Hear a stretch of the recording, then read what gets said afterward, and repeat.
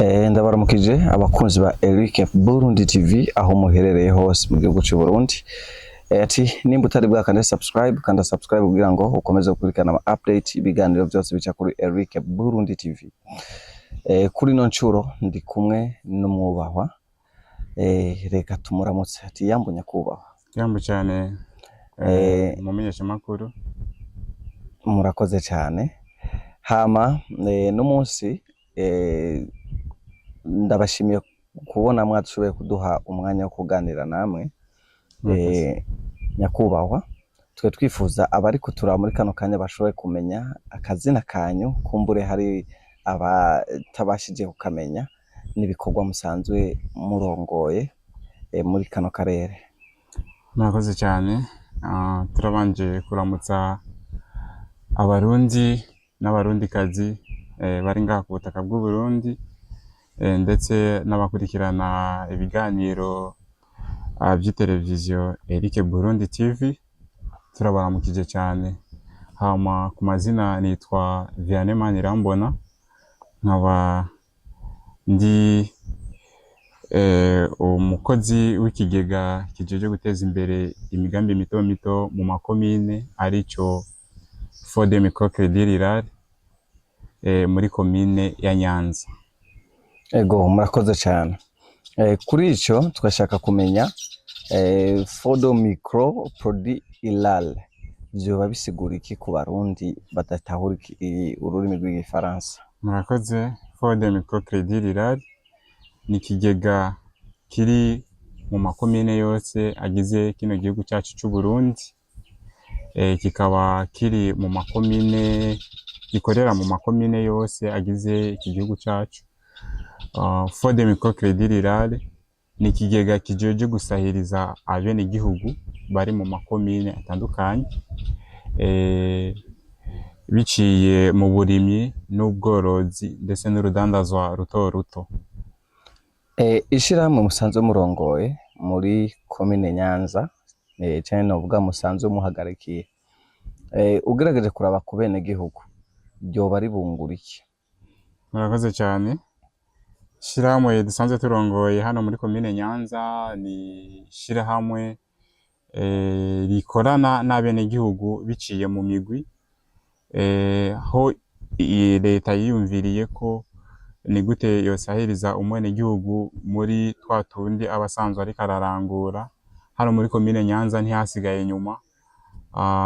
Leta yarahiyumviriye ko nahone kugirize gusahiriza bene gihugu kuri tujya bari basanzwe bariko bararangura, aho turi mu gisata c'urudandazwa ruto ruto ku nyungu ntonto itavuna, mu kubarosa ingurane biciye mu ishirahamwe twise MCPA. MCPA bisigura umugambi wa banikora ku busabusa.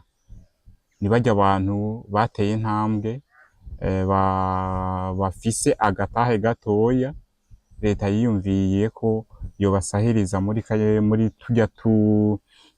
kajya gatahe basanzwe bafise, ikabongerereza umutahe, akongereza kugira arabe ukuntu yisununura muri muri tujya nyene abasanzwe ariko aradandaza dutandukanye. MCPA yatanguye ryari? MCPA yatanguye mu mwaka w'ibihumbi 2021. Niho MCPA yatangura ngaha muri komine ya Nyanza, ariko tugitangura yari yitwa Nyanzarake, aho twari dukorana n'abene gihugu bari mu mazone 5 agize iyi komine, yaragize iyi komine ya Nyanzarake.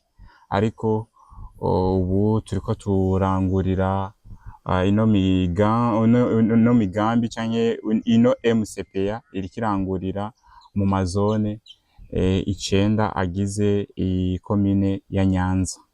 MCPA iriho kubera bande? Murakoze cyane. Ikibazo ciza. MCPA iriho kubw'umwene gihugu ari ku butaka bw'u Burundi. Umwene gihugu afise utwareka aradandaza imbere y'umuryango, nyambara udukara, nyambara amavuta, nyambara imise, nyambara ubufu, iriho kubw'umwene gihugu ari ngaha nyene muri komine ya Nyanza. turamenyereye tubona ayandi mashirahamwe atanga ingurane hari ibyo asaba bene gihugu kugira ngo ashobore kubaronsa ingurane. Mbe kuri MCPA byaba bimeze uko? Murakoze. Twebwe muri MCPA siko bimeze, biratandukanyeho gatoya kuko turiko dukorana n'abene gihugu badafise ingwati canke badafise urya twita ngo umuavarizeri ashobora kubavariza kugira bashobore kuronka ingurane. Ariko MCPA yaje nk'inyishu y'umwene gihugu adafise ivyo agwatiriza canke adafise uwo muntu ashobora kumuhagararira kugira ashobore kuronka ingurane. Yo yiyumviriye ati tugiye hamwe turi abanyamugwi, yagize ati ni muje hamwe mugire umugwi mwishingiranire. Twebwe duhagaze ku kwishingiranira baryo hagati mu mugwi barishingiranira, umwe wese akagira akagwati gatoyi abahaye mu mugwi mujya mu mugwi kugira bashobore kuronswa ingurane, kuko igihe abahaye akagwati, igihe bishoboye kumugora gusubiza amahera hajya mu mugwi, baca baba baraba kakagwati aba yarabahaye bakagashobora gusubiza iyo ngurane uyo baba bari kumwe ataba yarose.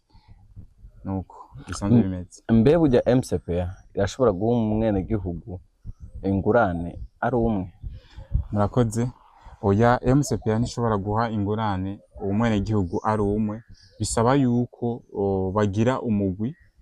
Uwo mugwi ugizwe n'abantu batanu, guhera ku bantu bane. Umugwi wemewe ubugizwe n'abantu bane, batanu, batandatu. Umugwi ubukwije amategeko ni bane, batandatu. Niko dusanzwe two turakora. Uwa gatandatu umuntu w'indwi nta kibanza bafise kubera umugwi wemewe ubugizwe n'abantu batandatu iyo ari umugwi wuzuye. Mbe MCPA na leta bisanzwe bikorana gute? Murakoze. MCPA ni ikigega ca leta c'ubushikiranganji bw'intwaro hagati mu gihugu. Ego niyo naya mahera s'amahera mva makungu, naya mahera nyene abasanzwe aba yaratororokanije mu maya makori asubira ku mwene gihugu kugira bandanye aronka agatahe kugira ashobore kubandanya atera imbere, kuko na nyene cubahiro umukuru w'igihugu aravuga ati kugira tugere kuri ya mbona kazoza y'ibihumbi 2040 na 2060 nuko umwe wese yoba afise ico yirata. Niyo mpamvu MCPA nayone yaje nk'inyishu kubw'umwene gihugu kugira yibone muri ya mbona kazoza. Mbe kuri MCPA burya bene gihugu barayijukira ugaragaje kora mu karere murongoye? Neza cyane, barayijukira cyane, kuko nk'abo twari dusanzwe turiko turakorana nabo baritwaye neza cyane, kuko hajya hagati yabo hajya mu mugwi baraziganya kandi bakaguranana. Turafise ibishinga ntahe by'abana bariya bagize ico bashikako, kuko hajya mu mugwi igihe bari hamwe baziganye bagurananye, hari ciyongera kujya muntu baba baguranya ry'amahera baba baziganije hagati yabo. Burya umunyagihugu canke uwo mugwi w'abene gihugu bagiye hamwe bashika kuri batandatu bagasaba ingurane muri MCPA bishitse bakayabura, MCPA ifata ingingo imeze gute? Murakoze. Ni hamwe navuze ati ihagaze ku kwishingiranira, baritoranira hagati yabo, bakiyemeza bakihihangiro ry'ibyo bagiye gukora. Ntaho turabona cyane umwene igihugu yase kuriha, mugabo turakorana n'abajeje intwaro n'abajeje umutekano kugira umwene igihugu gihe adashoboye gusubiza amafaranga mu kigega ca leta, turagerageza uburyo bwose kugira uwo mwene igihugu ashobore kuyasubiza asubire kuri konti y'igihugu. turiko turatahura canke abari kudukurikirana bariko baratahura canke bariko baravyumva, ugaragaje kuraba mu mazone yose, nihe zone muri komine Nyanza isanzwe ifise abenegihugu benshi baza gusaba ingurane muri MCPA? Murakoze cyane. Twari dufise izone ya Muyange, kubera zone ya Muyange yari ifise abantu benshi, kuko uravye n'imitumba yari imitumba 9, atari ubu hasigayemwo 5, yo yari imitumba 9, bari abantu benshi. Iyindi zone igira kabiri yari zone ya Kabonga, ikurikira yari zone ya Mukungu nahone barakiriye ingurane kandi ku bwinshi, kandi barikoresheje neza cyane, baranayisubiza neza cyane. Tugerageje kuraba kuri iyi ndinganizo shasha y'amakomine, turabona ko hari Mabanda ubu iri muri Nyanza hamwe na Vugizo. Kuri kare mwari musanzwe muri yari komine Nyanzarake, nta mpinduka yahabaye imaze kuba komine imwe mukaca mwongera mukaba mwizewe mukarongora ico gisata, kandi burya nta ukubari batsingurane hakiriho komine Mabanda, komine Vugizo, bobo kuba bene gihugu nta kibazo byaba byarabateye canke mwishira hamwe ryanyu canke novuga mu burongozi bwanyu nta kibazo byaba byarazanye? Murakoze. Oya, nta kibazo kirahaba, turi ku kivi kugira dushobore gukora mu indinganizo nshasha y'amakomine yashoboye kugira urunani kuja hamwe. Nka Vugizo nyene turiko turakorana nabo mu indinganizo nshasha, tugomba dutangure gukorana nabo Vugizo yose gukora amazone 4, gushirako amazone yo ngaha Nyanza. Nta kizohinduka cyane, abenegihugu bose bazoshikirwa, babe aba MCPA baronse ingurane bigenze neza, nta kibazo kihari, bose bazoshikirwa. Niye tandukaniro hari hagati ya MCPA na za microfinance zindi tuzi? Murakoze. Itandukaniro rya MCPA nuko ari ingurane zihabwa umwenegihugu biciye yuko agiye hamwe n'uwundi.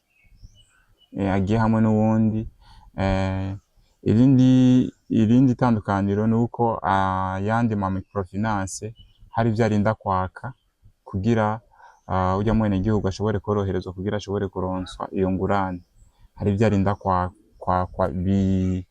birenze cyane, kandi ugaca usanga naho mwenegihugu aronse ingurane ayitoreye kuri konte, ugaca usanga amahera canke ingurane aba yakiriye, agaca usanga ingurane nini cyane. Ingurane ugaca usanga uko yayiziga ko ariko aza kuyironka ikwiye, ugaca usanga amahera amushikiriye atakwiye. Ariko muri MCPA leta yaravyumviriye yuko umwenegihugu yoshobora gukora igihe aronkeje iyo ngurane ayironswa ikwiye.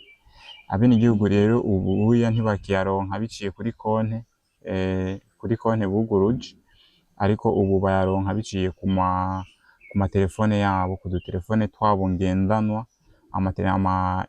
Ababa basavye ingurane bazironswa biciye muri Bankobu inoti, kandi bakaronswa iyo ngurane ikwiye neza cyane, bagaca baja kurangura iyo migambi canke utuna turiya bari basanzwe bariko baradandaza.